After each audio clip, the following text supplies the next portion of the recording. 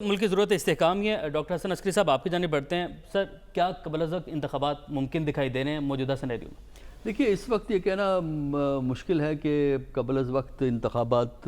ہو جائیں گے۔ اس کے لیے ظاہر ہے کہ پریشر تو بلڈ کر رہی ہے پی ٹی آئی، اور بیان بازی بھی چل رہی ہے جو ہماری سیاست کا خاصہ ہے کہ بیان دیتے رہیں گے، اور بہت سے کنٹراڈکٹری بیان جو ہے نا وہ بھی ہماری سیاست کا خاصہ ہیں۔ لیکن اس میں ایک اور چیز ہے نا، اس کے ساتھ ساتھ ایک کوشش یہ بھی ہو رہی ہے کہ شاید کوئی ایسا درمیانہ راستہ گفت و شنید سے نکال لیا جائے، تو اس کی وجہ سے بھی اسمبلی کو توڑنے کی جو ابھی تک نہیں توڑا گیا پنجاب اسمبلی کو یا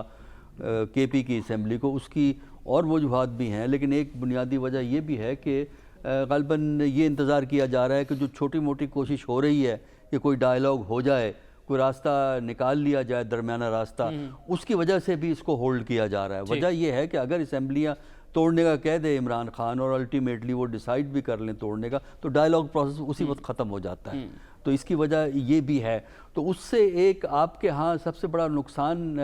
جو یہ ہو رہا ہے کہ جو پاکستان کا اس وقت سب سے سیریس ایشو ہے،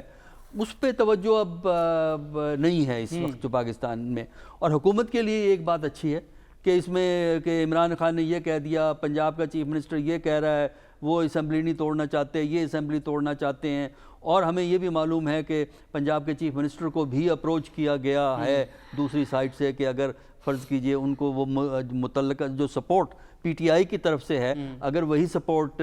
پی ایم ایل این کی طرف سے مہیا ہو جائے تو کیا وہ کنٹینیو کریں گے ایز چیف منسٹر۔ تو اس وقت ہماری پالیٹکس کے اندر اتنی ملٹی ڈائریکشن میں چیزیں جا رہی ہیں کہ ہمیں نہیں معلوم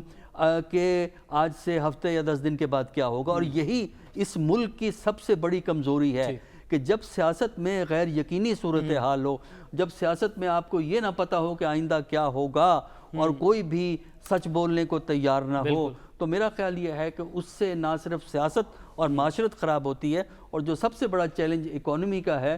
وہ اس کو آپ میٹ نہیں کر سکتے۔ اور ہماری حکومت کے لیے فائدہ مند بات ہے کہ اصل جو جس میں فیلئر ہے حکومت کا، وہ پالیٹکس میں اتنا نہیں ہے جتنا کہ اکانومی میں ہے، اس کی کوئی گفتگو نہیں ہو رہی۔